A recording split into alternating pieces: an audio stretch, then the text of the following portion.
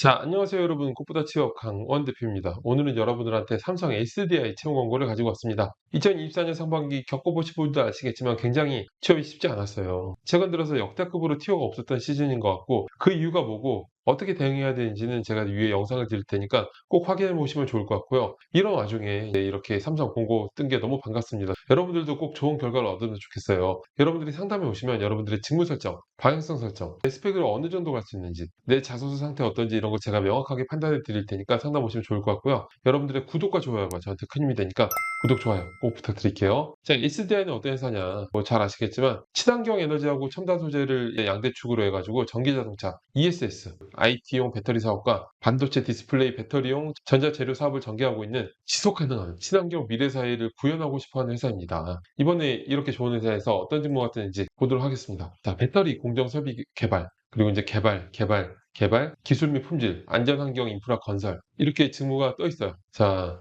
전문성 있는 직무들 위주로 나와 있다 라고 생각하시면 좋을 것 같고요. 그렇다면 이제 자소서 항목은 어떻게 되는지 보도록 할게요. 자, 삼성을 지원한 이유와 입사 후 회사에서 이루고 싶은 꿈을 기술하는 항목입니다. 자, 이거는 여러분들이 700자니까 지원 동기하고 입사 포부를 쓰시면 돼요. 그런데 직무 지원 동기랑 입사 포부가 겹치는 부분이 있기 때문에 기업 지원 동기만 소제목으로 작성하고 그 다음에 입사 포부를 풀어내는 게 좋습니다. 왜냐하면 입사 포부가 나의 입사 후 커리어 플랜을 얘기하는 거잖아요. 그런 커리어 플랜이 있기 때문에 직무 지원 동기가 생기는 거죠. 그래서 직무 지원 동기의 업그레이드가 입사 후 포부다라고 생각하시면 직무 지원 동기를 이럴 때 날려버리는 게 좋습니다. 지원 동기 작성법은 제가 이제 위에 링크를 드리는데 보시면은 명확하게 알 수 있어요. 기업 지원 동기는 먼저 지원자로서 프라이드를 가질 만한 내용을 진정성 있게 풀어내면 돼요. 사실 기업 지원 동기에 별로 관심이 많이 없어요. 채용 담당자들이. 왜냐하면 자소서는 자기를 보는 거잖아요. 그래서 이걸 너무 꽉 채우면 안 되고, 어차피 여기는 입사법을 작성하기 때문에 꽉 채울 일은 없지만, 그래도 이 기업 지원 동기가 기업 얘기를 안 쓸 수는 없어요. 요식행위다. 꼭 이제 형식적으로 넣어야 된다. 대신에 내용 자체도 내용이지만 체계가 중요해요. 잘 읽히는 체계적으로 쓰면은 이걸 읽는 사람들이 굉장히 비즈니스 라이팅을 잘하는구나 라는 생각이 들 수 있기 때문에 꼭 위에 제 영상 보셔가지고 쓰시는 체계 방법 아시면 좋을 것 같고요. 일반적으로 기업 지원 동기는 성장, 도전, 비전 등의 키워드로 설정하면 효과적인 재료를 찾을 수가 있습니다. 그리고 입사 부문은 직무 중심의 단계적인 커리어 플랜을 구체적으로 작성해야 돼요. 뭐 열정을 다하겠다, 선배님 말씀 잘 듣겠다, 기존 문서를 활용하겠다,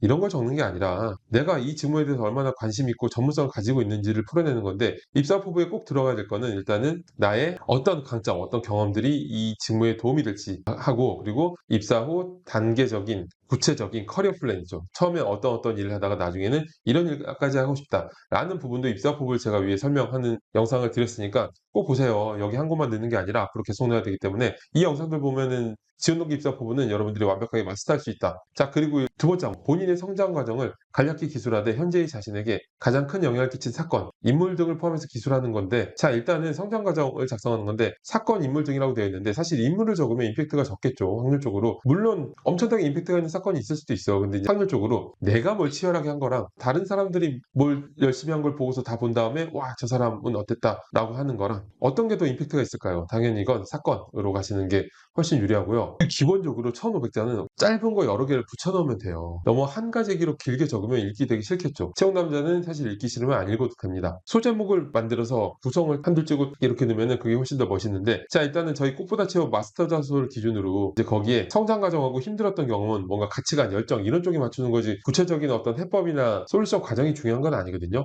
나머지 장점, 개선, 협업 이런 것들이 구체적인 솔루션이 좀 더 중요하지만 둘 다 어쨌든 간에 스토리텔링을 해야 돼요. 스토리텔링을 여러분들이 해야 되는 이유가 뭐냐면, 자, 자소서 항목들 중에서 어떤 항목들은 스토리를 명확하게 넣어야 되고 어떤 항목들은 직무 전문성을 컴팩트하게 어필하는 게 좋은데, 직무 전문성을 컴팩트하게 어필하는 항목들은 딱 나와 있어요. 직무 역량을 키우기 위해 노력했던 경험 쓰시오 라든지 그런 것들이 있기 때문에 이런 항목은 명확하게 여러분들의 스토리를 넣어야 되는 거죠. 자, 일단 스토리를 넣는 항목들은 주의하셔야 될 게, 경험을 나열하면 안 돼요. 프로젝트 보고서처럼, 성과 보고서처럼 마치 내 매출을 5%에 향상시킨 게 가장 나의 어필할 것인 것처럼 쓰면 안 되고요. 경험은 구체적이고 명확하되 그 안에 스토리를 넣어서 스토리텔링을 해서 한호흡에 기획금하고, 그리고 다 읽고 나면 이 자소서에서 어필되는 거는 어떤 프로젝트 경험을 어필하는 게 아니라 나의 열정, 가치관, 커뮤니케이션 능력을 어필하는 건데, 결국에는 되게 어려운 게 스토리로 꽉 채우는데 이 사람이 느껴져야 되거든요. 정말 어려운 거예요. 그래서 자소서는 이 사람이 어떤 사람인지 보기 위해서 이런 경험 항목을 쓰라고 하는 건데, 학생들 보면 다 뭔가 막 프로젝트 한 거 어필, 뭐 성과 낸 거 어필 이런 거 하고 있어요. 이런 항목들은 그런 게 아니다. 특히 성장 과정 이런 것들은 가치관, 열정 이런 거에 맞추는 거기 때문에 그렇게 생각하시면 되는데, 저희 마스터자소 기준으로는 저는 협의의 성장이라는 느낌으로 성장 과정이나 힘들었던 경험 중에 하나를 넣고, 그리고 한 줄 떼서 갈등을 중재했던 협업 경험을 듣는 걸 좋아해요. 이게 광의의 성장. 너무 가치관 얘기만 1,500자 채우면은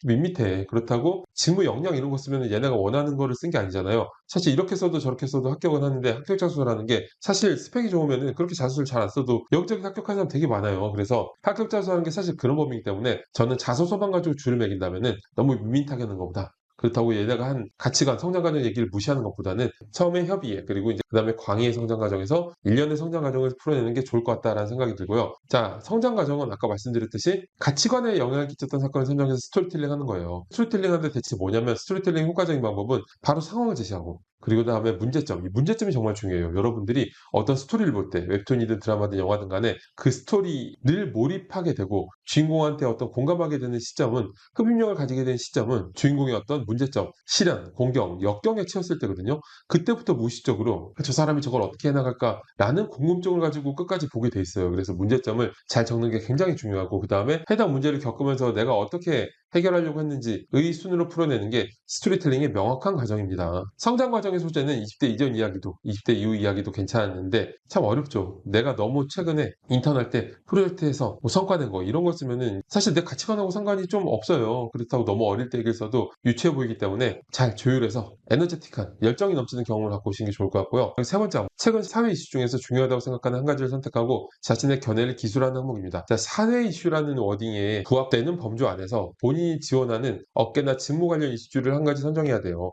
일단은 어떤 이슈인지 바로 두 가지로 명확하게 적고 그러한 이슈가 이제 부여하고 있는 미션이나 과제 등을 풀어낸 다음에 그 다음에 지원한 여러분들이 기업에서 이러한 부분을 어떤 방향으로 대응해야 되는지라는 플러스적인 인사이트까지 보여주는 게 좋을 것 같습니다. 자, 여러분 오늘 삼성 이제 채용 공고를 보게 됐는데 여러분들이 진짜 잘 쓴 자소서 경험표를 보면서 상담받고 싶으신 분들은 찾아오세요. 제가 쓴 거 보면서 와 이게 자소서구나. 스토리로 꽉 채웠는데 사람이 보이는 게 이런 거구나. 삼성은 공고가 끝나더라도 그 뒤에라도 찾아오시면은 자소서에 대한 완벽한 이해를 하실 수 있을 거고요. 여러분들 직무 설정, 방향성 설정, 취업 전략 설정, 내 자소서 상태 평가, 내 스펙 평가 이런 거 다 해드리니까 저도 여러분들하고 얼굴 맞대고 상담할 수 있는 시간이 왔으면 좋겠습니다. 저는 오늘 이걸로 마치겠습니다. 여러분 감사합니다.